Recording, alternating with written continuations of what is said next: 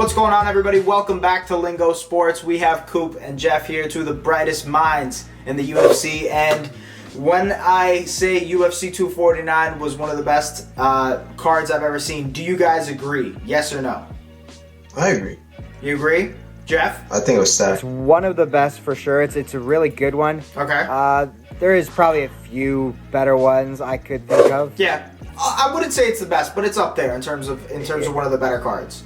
Well, you know what? It was stacked, so it probably should have been pretty fucking good. I mean, like, that's what you should get with the best product in the sport, supposedly, and we realistically haven't gotten it that much. So, it was a nice change.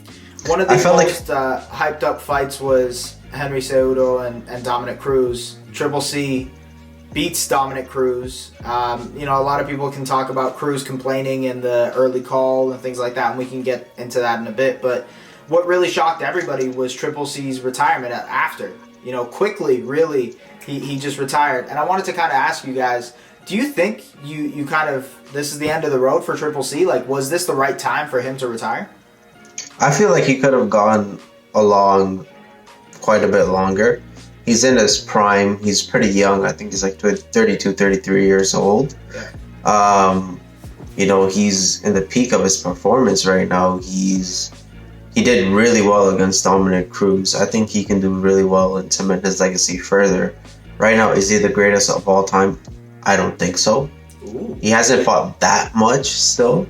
Like, there are still people like John Jones or even like DC who have fought way more fights of championship level. He's fought like 3 or 4 championship level fights. There's Anderson Silva who has like 12 or 14 consecutive wins, So I don't know if Henry Cejudo is like the greatest of all time right now, but if he fought more, I could definitely see him as the GOAT.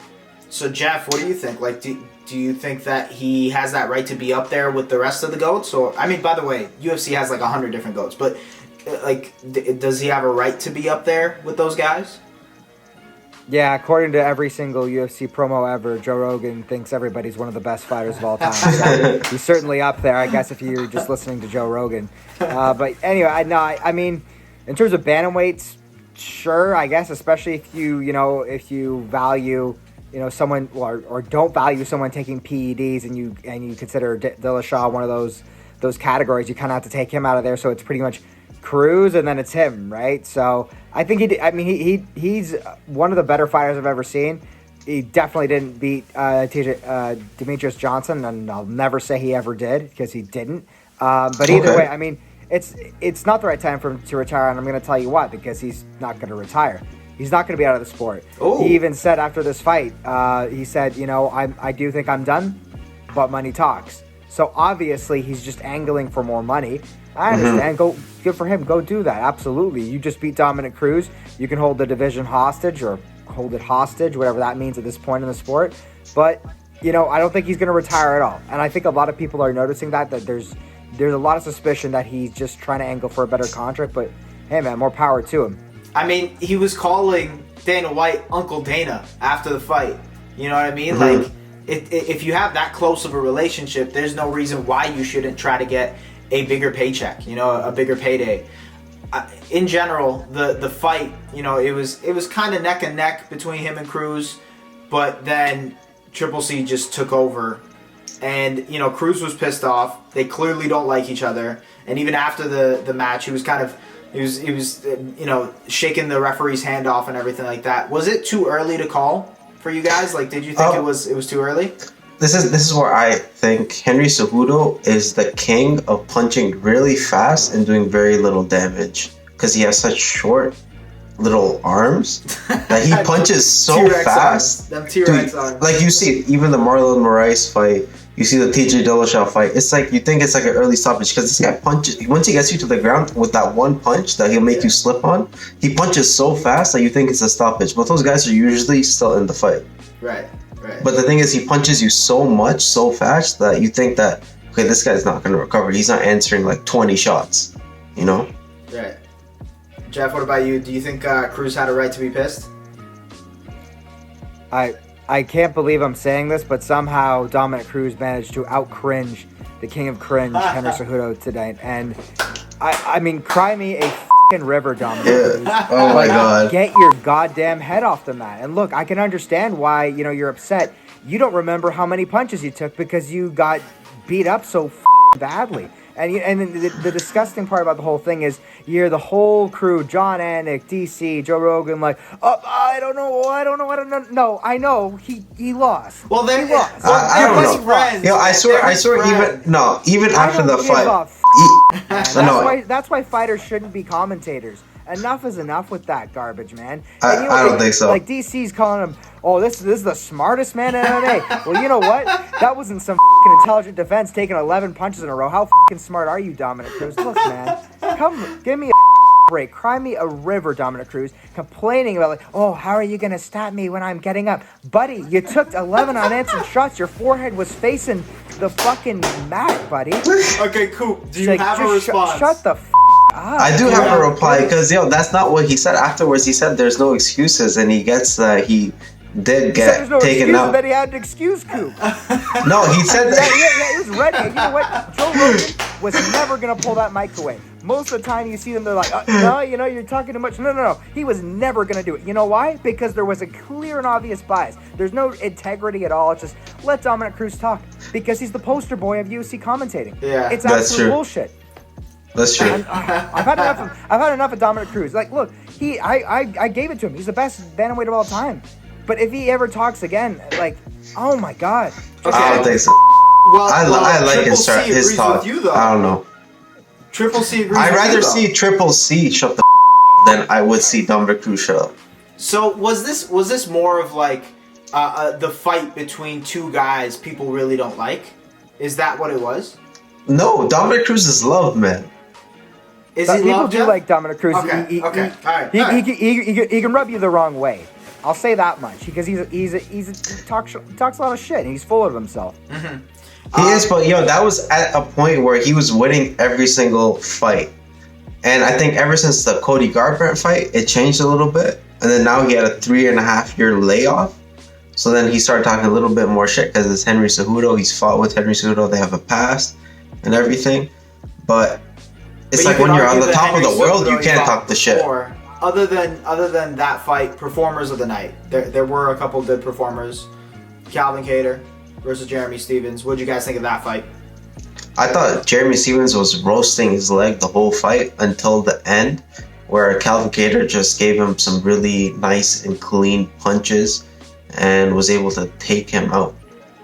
Could it have been that Stephens didn't make weight? No, because usually when you don't make weight, you do better. Okay. Jeff, what did you think of that fight? Sometimes. It's like 80 to 90% of the time. It depends what really... the tough thing is we don't really ever know. Is it like the guy saying, you know what, we've had enough here? And honestly, I can't really blame too many guys to stop cutting weight. Like, you should try to make the weight class you can make healthy, obviously, right? But like sometimes it's just tough. And Stephens does have a tough weight cut. He's missed weight a few times. But I thought that was a really good fight. I thought that was probably knockout of the night. I mean, it was a nice one. Just because of the cleanness of it. I thought it was real good. Like, you rarely ever see like an elbow like that. Kattar was starting to come on, but Stephens was pretty impressive too. I thought that was a really good one. But I'd honestly give like the knockout of the night to Kattar there. Really? Bryce Mitchell versus Charles Rosa, the wrestling match. What did you guys think of that one? I thought that was a phenomenal match. That was barely like 5 or 6 punches thrown, but it was such an interesting match to see on the floor. You see Bryce Mitchell hitting him with like around 2 or 3 twisters. A twister is like something that's so rare. I think he's one of the 2 people that's ever hit it in UFC or like fighting history, and he tried to hit it back to back consecutively. And I don't know, man. I don't know what's more impressive. Is it the fact that Bryce Mitchell kept going on the offensive with all those submissions, or the fact that Charles Rosa kept defending all of those submissions? You know. And I mean, this is another one. I like scrappy fights like that as well. So, I mean, do you think we're going to see more of Bryce Mitchell? Oh, 100%. You know what I'd be interested to see? That him fighting Ryan Hall. That'd be an interesting matchup. Just seeing they're both grappling and jiu-jitsu. This is another controversial match. A lot of people were looking forward to that. Yeah. Yeah. This is another controversial match. Anthony Pettis and Cowboy Donald Cerrone. A lot of people, thought maybe the judging wasn't the best on that one. What'd you guys think about that? Do you think you would have still given it to Pettis, or is Cerrone the rightful winner in that? 100% I would have given it to Pettis. Pettis hit him with the clean shots. He countered him at the right times. The only thing that Cerrone got was those 2 takedowns, but what did he do with those takedowns? Nothing. Absolutely nothing.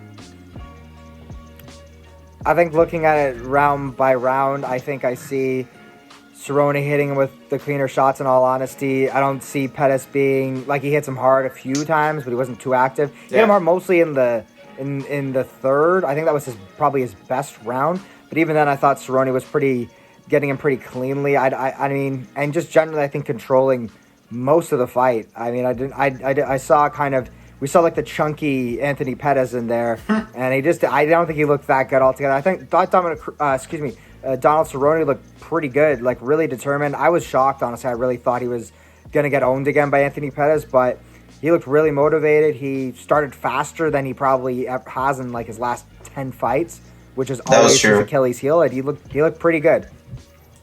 You were talking about one of the better knockouts of the night with Calvin Kattar.